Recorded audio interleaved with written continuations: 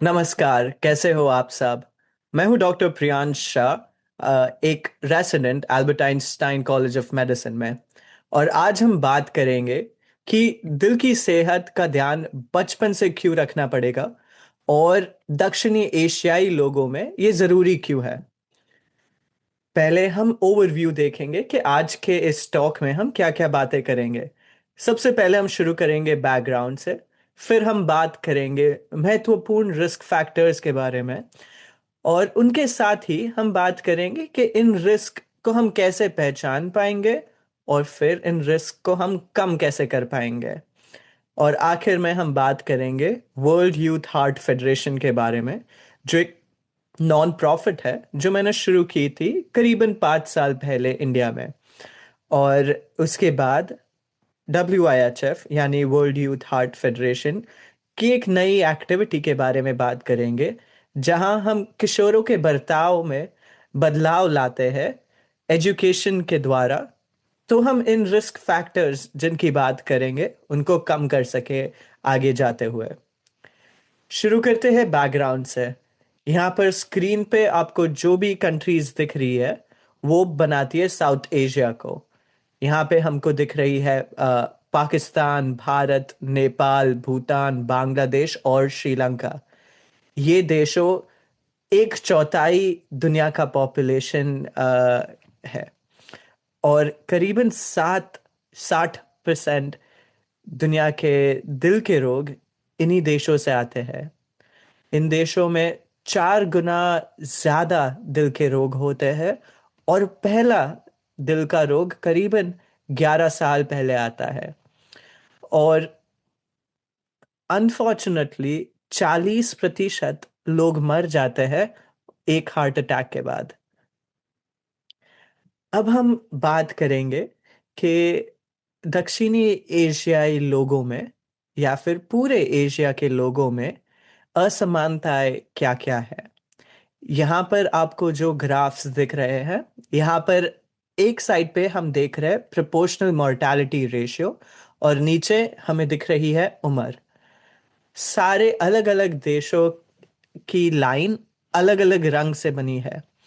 जब हम देखते हैं कार्डियोवैस्कुलर डिजीज यानी कि दिल के रोग, हमें दिखेगा कि जो नीले रंग की लाइन है, जो एशियाई भारतीय लोग हैं वो सबसे ऊपर है।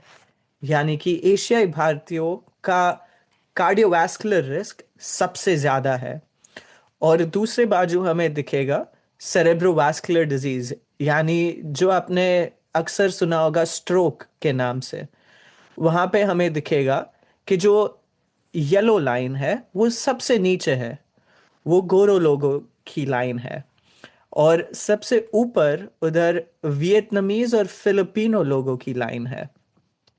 तो इससे हमें मालूम चलता है कि जो दिल के रोग है पूरे एशिया में भी अलग अलग रिस्क है।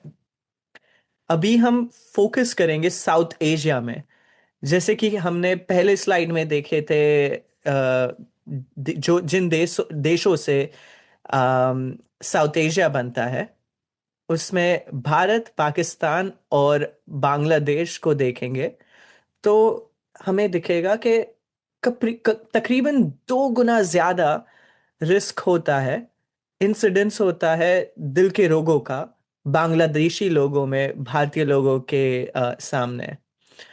और ये देश के आधार पर भी हमारे दिल के रोग की रिस्क बदलती है। इसमें कई सारे रिस्क आते हैं, जैसे कि हम क्या खाना खाते हैं, हमारे जेनेटिक्स कैसे है, और हमारे रहने करनी कैसी है। अभी हम बात करेंगे कि क्या दक्षिण एशियाई लोगों के लिए जो भी रिस्क स्कोर्स है वो इतने भरोसेमंद है क्या। हमें यहाँ पर 3 ग्राफ्स दिख रहे हैं। पहले ग्राफ में हमें दिख रहा है कि जो दक्षिणी एशियाई लोग हैं उनका इंसिडेंस ऑफ कार्डियोवैस्कुलर डिजीज, यानी कि उनमें कितने दिल के रोग हो रहे हैं, वो इतने ज्यादा है यूरोपियन लोगों के अनुसार। और जब हम इन्हीं लोगों के रिस्क स्कोर्स को देखते हैं तो हमें दिखेगा कि ये दोनों एक दूसरे को ओवरलैप कर रहे हैं। यानी कि दोनों लोगों के रिस्क स्कोर्स एक जैसे आ रहे हैं, फिर भी दक्षिणी एशियाई लोगों का हार्ट अटैक का रिस्क ज्यादा है। इससे हम आते हैं कि ऐसे कौन से महत्वपूर्ण रिस्क फैक्टर्स है जो हमें ध्यान में रखने चाहिए, जिससे हमारी रिस्क बढ़ती है और जो इन स्कोर से हमको मालूम नहीं चल सकती। यहाँ पे इस ग्राफ में आपको दिखेगा कि जो एशियाई अमेरिकन लोग हैं उनका बीएमआई इतना कम होते हुए भी उनको डायबिटीज है। बाकी सारे लोगों का आप अगर बीएमआई देखोगे तो वो 30 के ऊपर है, बट सिर्फ एशियाई अमेरिकनों में 26 बीएमआई पे भी लोगों को डायबिटीज है। इससे हमें ये पता चलता है कि जो भी 35 से 60 साल के लोग थे उनमें डायबिटीज था काफी कम बीएमआई पर।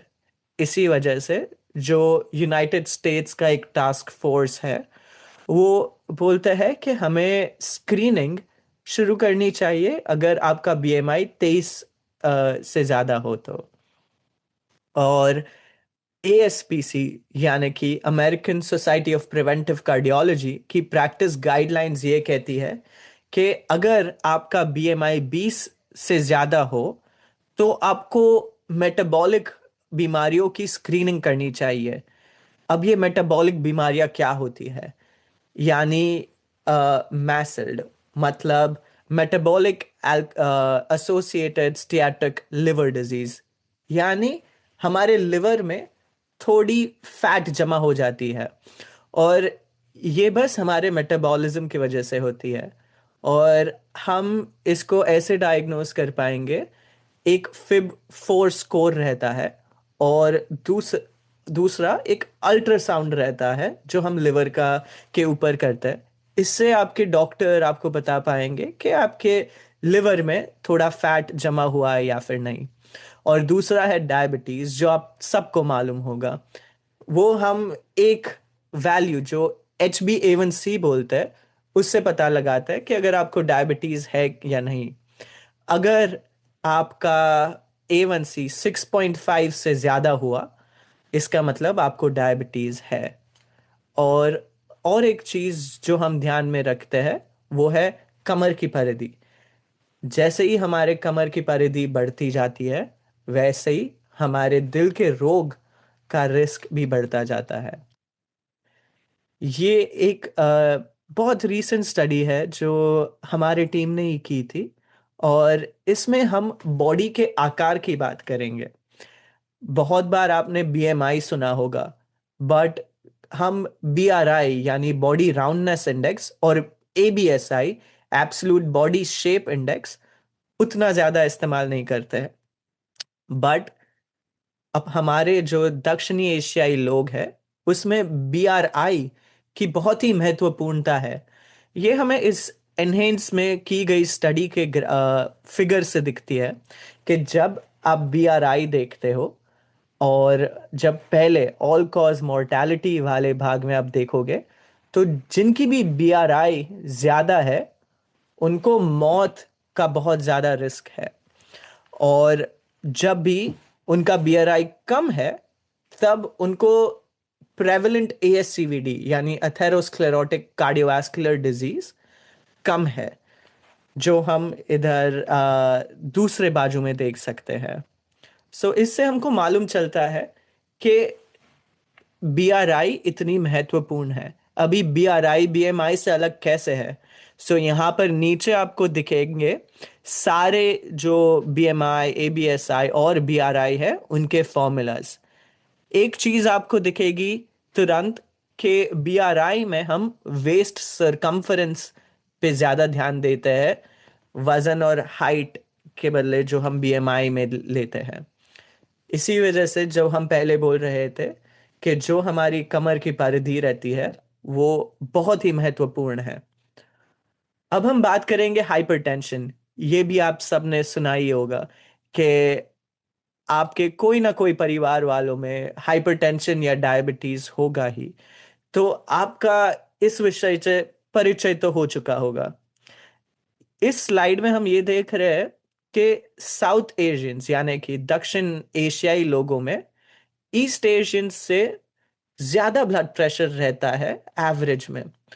और दूसरी बाजू हमको ये दिखेगा कि जो अफ्रीकन लोग होते हैं उनका ब्लड प्रेशर साउथ एशियन से भी ज्यादा रहता है। और ये सब में वापस आती है सेंट्रल ओबेसिटी, यानी कि जब लोगों की कमर की परिधि ज्यादा होती है उसे हम सेंट्रल ओबेसिटी बोलते हैं। इसका संबंध हाइपरटेंशन से बहुत सारी स्टडीज में देखा गया है। इसीलिए हमें कमर भी नापनी चाहिए जब हम डॉक्टर के पास जाते हैं और उसे फॉलो करनी चाहिए। अब हम बात करेंगे कोलेस्ट्रॉल के बारे में। पहला कोलेस्ट्रॉल का मॉलिक्यूल है एलडीएल, यानी लो डेंसिटी लाइपोप्रोटीन। अब ये एलडीएल और एचडीएल के बारे में आपने सुना होगा, और आपने ये भी सुना होगा कि आपका एलडीएल जितना ही कम हो उतना बेहतर। बट ये एलडीएल है क्या और ये करता क्या है? एलडीएल एक ऐसा मॉलिक्यूल है जो लिवर बनाता है, और उससे जो भी फैट होता है वो शरीर की अलग अलग जगहों पे डिपॉजिट होता है। यहाँ पे सबसे महत्वपूर्ण बात है हार्ट की आर्टरीज। ज्यादा एलडीएल होने से ज्यादा फैट डिपॉजिट होता है हार्ट की आर्टरीज में। और जब भी आपका एलडीएल 180 के ऊपर हो तो आपको स्टैटिन शुरू करनी ही चाहिए। बट यहाँ पर जो भी एएसपीसी का प्रैक्टिस गाइडलाइन है उसमें हमने ये भी देखा है कि अगर लाइफस्टाइल में बदलाव के बावजूद और दूसरे रिस्क फैक्टर्स होने पर दक्षिणी एशियाइयों में एलडीएल अगर 130 से भी ज्यादा हो तो आपको अपने डॉक्टर को पूछना चाहिए स्टैटिन शुरू करने के लिए। अब हम बात करेंगे एलपीए के बारे में। एलपीए जो एलडीएल के तुलना में एक ज्यादा नया मॉलिक्यूल है और जो हम अभी रिसेंटली मापना शुरू किया है, उससे हमें ये दिख रहा है कि जिसका भी एलपीए ज्यादा है उसका मेस ज्यादा है। मेस यानी कि मेजर एडवर्स कार्डियोवास्कुलर इवेंट, यानी कि हार्ट अटैक या फिर स्ट्रोक। अगर आप देखेंगे जिसका भी एलपीए 100 से ज्यादा है उसका 114% ज्यादा रिस्क था कोई भी दिल के रोग के लिए। और जैसे ही तुम्हारा एलपीए कम होता गया ऐसे ही तुम्हारा हृदय के रोग का रिस्क भी कम होता गया। बढ़े हुए एलपीए के साथ मेस का खतरा 1.5 से 2 गुना ज्यादा हो जाता है। फिलहाल एलपीए के को कम करने के लिए कोई दवाई नहीं है, बट काफी दवाई अभी मैन्युफैक्चर और डेवलप हो रही है जो थोड़े समय बाद, थोड़े और रिसर्च के बाद मार्केट में आएगी। ये एक काफी हद तक जेनेटिक्स पर भी डिपेंड करता है। और हमारे दक्षिणी एशियाई लोगों में एलपीए का लेवल नंबर 2 पे आता है। हमारे ऊपर नंबर 1 पे अफ्रीकन अमेरिकन लोगों का आता है जिनका एलपीए सबसे ज्यादा रहता है। और ईस्ट एशियाई लोगों में एलपीए का लेवल सबसे कम रहता है। और एक कोलेस्ट्रॉल वाला मॉलिक्यूल है एपो बी। एपो बी यानी वो मॉलिक्यूल है जो एलडीएल, वीएलडीएल और आईएलडीएल जितने भी मॉलिक्यूल्स होते हैं जो हमारे आर्टरीज में फैट डिपॉजिट करते हैं वो सब में मौजूद होता है। इसके वजह से ये भी हमें हमारे हृदय के रोग के रिस्क के बारे में बताता है। ज्यादा एपो बी के साथ हार्ट अटैक का खतरा 6 गुना ज्यादा हो जाता है। और जैसे ही हमने एलडीएल के बारे में बात की थी, अगर आपका एपो बी 130 से ज्यादा हो तो भी आपको आपके डॉक्टर को पूछना चाहिए अगर उसकी कोई दवाई आपको शुरू करनी हो या नहीं। अब हम बात करेंगे कोरोनरी एथेरोस्क्लेरोसिस के बारे में, यानी कि जो हमारे हार्ट की आर्टरीज होती है उसमें जो प्लाक बनता है उसके बारे में। पहला है सीएसी। सीएसी यानी कोरोनरी आर्टरी कैल्शियम। अगर आपका कोरोनरी आर्टरी कैल्शियम जीरो है तो ये एक बहुत अच्छा प्रोग्नोस्टिक फैक्टर है। और ये हमारे दक्षिणी एशियाई लोगों में भी अच्छा फैक्टर है, क्योंकि ये बहुत ही ज्यादा प्रेवलेंट है। दूसरी चीज है सीसीटीए, यानी कि कोरोनरी कंप्यूटेड टोमोग्राफी एंजियोग्राफी।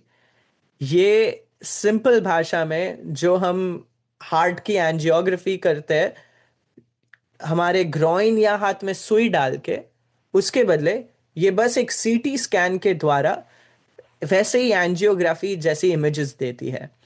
इससे हमें मालूम चलता है कि जो भी नॉन कैल्शिफाइड प्लैक है और वो प्लैक की मॉर्फोलॉजी कैसी है, उसी के ऊपर से हम ये डिसीजन ले पाएंगे कि अगर कोई बहुत बड़ा प्लैक हो या फिर कोई प्लैक हमारी कोई मेन आर्टरी को ब्लॉक कर रहा हो तो हमें स्टेंट डालना पड़े, या फिर हम सिर्फ लाइफस्टाइल मॉडिफिकेशन या फिर थोड़ी दवाइयाँ से ही काम चलाएंगे फिलहाल। अगर आपको हमारी बातचीत से ऐसा लग रहा हो कि आपके काफ़ी ज़्यादा रिस्क फैक्टर्स हो, तो आप अपने डॉक्टर को सीएसी या सीसीटीए के बारे में ज़रूर पूछना। फिर हम बात करेंगे कोरोनरी आर्टरी डिजीज के बारे में, जो ये आर्टरी में प्लाक बनता है उसी के बारे में है। बट कई बार ऐसा सुना है कि जो भी दक्षिणी एशियाई लोग हैं उनके कद छोटे होने के वजह से उनके दिल के जो आर्टरीज होते हैं वो भी छोटे होते हैं। बट ये गलत बात है। और ये हमने कई रिसर्च की है, उससे प्रूव भी हो चुका है कि जो भी हमारी आर्टरी की साइज रहती है वो हमारे कद के अनुसार सही है, वो छोटी नहीं है। फिर हम बात करेंगे इन्फ्लेमेशन के बारे में। इन्फ्लेमेशन भी एक बहुत महत्वपूर्ण चीज है। और सबसे कॉमन चीज जो आपको पता चलेगी उससे, वो है धूम्रपान। धूम्रपान करने से इन्फ्लेमेशन बढ़ता है। और जैसे ही हर एक हर एक मूवी के पहले आप सुनते होंगे कि धूम्रपान करना सेहत के लिए हानिकारक है, मैं भी वही चीज बोलूंगा। और अगर आप धूम्रपान करते हो तो उसे बंद करने की पूरी कोशिश कीजिएगा। अनुमान है कि दक्षिण एशियाई लोगों में इन्फ्लेमेटरी बर्डन यूरोपियन लोगों की तुलना में कोरोनरी हृदय रोग के बढ़े हुए जोखिम में लगभग 14% का योगदान देता है। आप अपने खून से HSCRP का भी एक टेस्ट करा सकते हैं। अगर आपका HSCRP 2 से ज्यादा हो तो आपको ज्यादा खतरा है। कई सारे और रोग होते हैं, जैसे कि रूमेटॉइड आर्थराइटिस, HIV, सोराइसिस, जिनके लिए हमें स्क्रीनिंग करनी चाहिए। और अगर आपको ये रोग है तो उनकी दवाइयाँ भी लेनी चाहिए, क्योंकि ये रोग अगर कंट्रोल नहीं हुए तो इनसे भी दिल के रोग का रिस्क बढ़ता है। यहाँ पे आपको जो फिगर दिख रहा है, वहाँ हम देख रहे हैं कि यूरोपियन लोग और इंडियन लोग का इंसुलिन रेजिस्टेंस कितना है, और उसके सामने हमारा HSCRP कितना है। यहाँ पे आपको दिखेगा कि हमारे इंडियन लोग में HSCRP ज्यादा रहता है और इन्फ्लेमेशन भी। फिर हम बात करेंगे खाने के बारे में। खाना जो पूरे साउथ एशिया का सबसे पसंदीदा चीज है, पर कई बार जब हम खाने जाते हैं तब हम खाने में चीजों की मात्रा पे ध्यान नहीं देते हैं। यहाँ पर मैं बस थोड़ी चीजों को हाईलाइट करना चाहूंगा। जैसे कि आपको ये प्लेट में दिख रहा है, सबसे ज्यादा प्लेट में सब्जियां है। वैसे ही आपकी थाली में सबसे ज्यादा सब्जियां होनी चाहिए। अगर आप रोटी खाते हो तो होल व्हीट की चपाती खाए वो बेहतर रहती है, या फिर बाजरे की रोटी भी अच्छी रहती है। और राइस खा रहे हो तो ब्राउन राइस वाइट राइस से कई गुना बेहतर रहता है। और दाल है, ड्राई फ्रूट्स है, सी फूड है, अंडे है, ये सब भी आपके डाइट में रहने चाहिए प्रोटीन के सोर्स की तरह। बट अमिताभ बच्चन की मूवी की तरह मैं भी बोलना चाहूंगा, चीनी कम। हमारे प्लेट में चीनी कम होनी चाहिए। आप सोडा है, जो फ्रूटी है, स्वीट एंड फ्रूट जूस है, बर्फी है, लड्डू है, गुड़ है, ये सब की भी मात्रा 10% से कम होनी चाहिए हमारे टोटल कैलोरी काउंट से। कई घी, वनस्पति घी, फ्राइड खाना जैसे सेव, पापड़, चकली, ये सब भी हमको कंप्लीटली अवॉइड करने चाहिए। और आखिर में नमक के बारे में भी हम बात करेंगे। 1 चम्मच नमक से कम आपको खाना चाहिए। और ये, इससे, नमक से आपका ब्लड प्रेशर बढ़ता है, आपका दिल का रोग भी बढ़ता है। और चीनी से तो आपको मालूम ही होगा, आपका डायबिटीज से भी, डायबिटीज का फर्क पड़ता है। फिर हम बात करेंगे मानसिक स्वास्थ्य के लिए। और आपको आश्चर्य होगा कि हम हृदय के रोग के बारे में बात कर रहे हैं, तो हम यहाँ पे मानसिक स्वास्थ्य के बारे में क्यों बात कर रहे हैं? कई सारी ऐसी रिसर्च की गई है जिसमें ऐसा पता चलता है कि जो भी साइको सोशल रिस्क है, यानी डिप्रेशन, काम या घर पर तनाव, उसका संबंध मायोकार्डियल इन्फार्क्शन यानी हार्ट अटैक से है। इस वक्त मैं आपको ये बोलना चाहूंगा कि अगर आपको नींद नहीं आ रही हो, अगर आपको बहुत स्ट्रेस हो रहा हो, अगर आप अपना काम नहीं कर पा रहे या फिर खुश नहीं रह पा रहे, तो मदद मांगिए। आ, जरूरत पड़ने पर किसी स्पेशलिस्ट को भी दिखाना हो तो उसमें कोई भी बुराई नहीं है। और ये हमेशा याद रखिए कि आप अकेले नहीं हैं। और कभी भी जरूरत पड़े तो दोस्त या परिवार वालों से बात कीजिए। अगर आप पूजा करते हो, प्रार्थना करते हो, मेडिटेशन करते हो, तो ये सब भी करना चाहिए, क्योंकि इससे भी हमारा स्ट्रेस और हमारी मानसिक स्वास्थ्य काफी बेहतर रहती है। फिर हम बात करेंगे एक्सरसाइज के बारे में।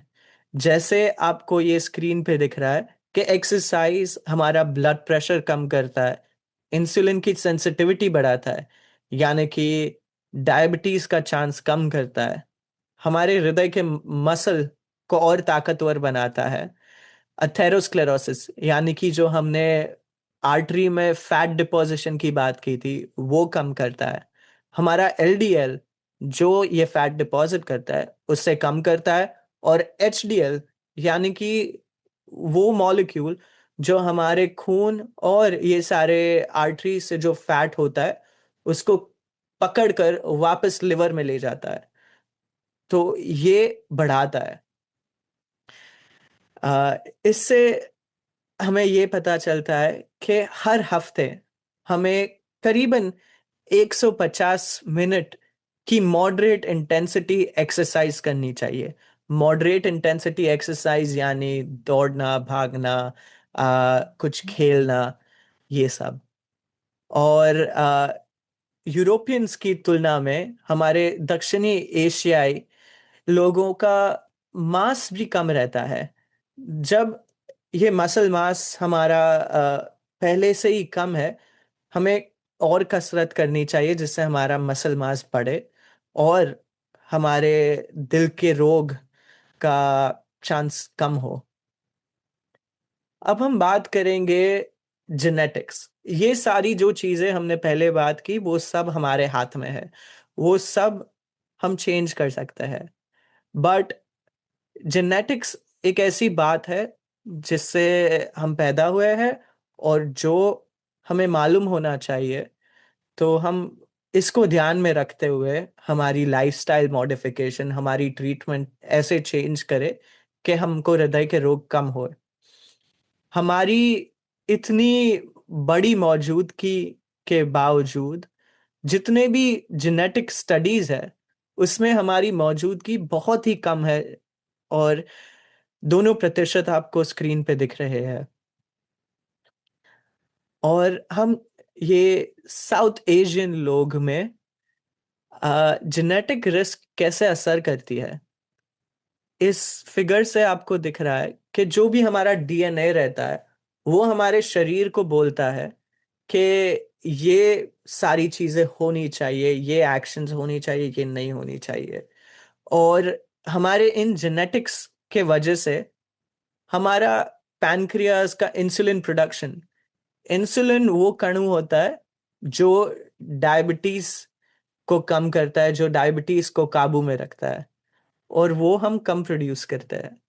हमारा विसरल फैट यानी हमारे कमर की परिधि अक्सर ज्यादा रहती है, जिससे हमारा दिल का रोग बढ़ता है। और हमारा कई अलग अलग दवाइयों का रिस्पॉन्स भी अलग रहता है। आज हमने जितनी भी बात की वो बहुत अच्छे से ये टेबल में दिखाई गई है। ये टेबल में मैं ज्यादा डिटेल में नहीं जाऊंगा, बस इतना ही कहूंगा कि अगर आपको लग रहा है कि आपका रिस्क ज्यादा है, हमने जो भी बातें की, अगर आप एक्सरसाइज कम करते हैं, अगर आपके परिवार में किसी की जल्दी ही दिल के रोग से मौत हुई है, अगर आपने आपके कोलेस्ट्रॉल के टेस्ट करवाए और आपका कोलेस्ट्रॉल ज्यादा रहता है, अगर आपको आर्थराइटिस हो, सोराइसिस हो, एचआईवी हो या डायबिटीज हो, ऐसे कोई भी रोग हो, इससे आपका रिस्क बढ़ जाता है। अगर आपका रिस्क ज्यादा है तो आ, आपको शायद थोड़ी दवाइयाँ शुरू करनी पड़े, जो आपको अपने डॉक्टर से पता चलेगी। अब हम बात करेंगे वर्ल्ड यूथ हार्ट फेडरेशन के बारे में। ये एक नॉन प्रॉफिट है जो 2020 में मैंने शुरू किया था। और इस नॉन प्रॉफिट में हम तीन चीज़ों पे फोकस करते हैं। इंटरसेक्टोरल कोलैबोरेशन, यानी हर एक फील्ड से लोग आए और दिल के रोग को कम करने की कोशिश करें। युवा, जो भी 35 साल से कम उम्र वाले आ, इस ऑर्गेनाइजेशन की लीडरशिप में है, और हमारे मेन टारगेट ऑडियंस भी है, क्योंकि अगर हम ये रिस्क फैक्टर्स बहुत ही युवक उम्र से कम करते हैं तो बेहतर रहेगा। और ये सारे एफर्ट से हम हृदय का स्वास्थ्य बेहतर करते हैं। ये नॉन प्रॉफिट में 5 वर्किंग कमिटीज है। पहला है हेल्थ एजुकेशन, दूसरा एंटरप्रेन्योरशिप, तीसरा एडवोकेसी, चौथा रिसर्च और पांचवा टेक्नोलॉजी। ये पांचों वर्किंग कमिटीज के अलग अलग हेड है जो नई नई एक्टिविटीज डेवलप करती है। पिछले 5 सालों में हमने तकरीबन 10 लाख लोगों की मदद की है। कोविड के वक्त हमने काफी सारे सप्लाईज पहुंचाए, अ, भारत के सारे स्टेट्स में, तकरीबन 50 सिटीज में, और 4 लाख लोगों की मदद की उससे। उसके बाद हमने एक प्रोजेक्ट शुरू किया जहां पर हमने गांव में डिजिटल ईकेजी मशीन दी है, क्योंकि कई बार हमारे अस्पताल में ऐसे लोग आते थे जिनको हार्ट अटैक होता था, बट अस्पताल में स्टेंट नहीं डाले जाते थे, तो उनको कोई दूसरी अस्पताल में भेजना पड़ता था। तो ये सारे डिजिटल ईकेजी मशीन जो गांव में थे, उससे कोई भी ईकेजी करता था, कोई भी ईसीजी करता था, वो एक बड़ी अस्पताल में पहुंचता था और वो वहाँ एक कार्डियोलॉजिस्ट उसे पढ़ता था। अगर उसको लगे कि इनको हार्ट अटैक हो सकता है, तो वो तुरंत वो बड़े अस्पताल में पहुंचते थे, तो हम स्टेंट जल्दी से डाल सके। और अब हम एक नए प्रोजेक्ट पे काम कर रहे हैं जिसका नाम है हार्ट स्मार्ट, और उसका पायलट हम इंडिया में ही शुरू कर रहे हैं। आज आपने जो भी सीखा वो इतना महत्वपूर्ण है, और वो सारा अगर कोई स्कूल के बच्चे को भी सिखाया जाए तो उनकी लाइफ बदल सकती है, उनको हार्ट अटैक आने का रिस्क कम हो सकता है। यही यही सोचकर हमारे ऑर्गेनाइजेशन का एक लर्निंग मैनेजमेंट सिस्टम है जो हम स्कूल के बच्चों को ये सारे रिस्क फैक्टर्स जल्द से जल्द आइडेंटिफाई कराना सिखाते हैं।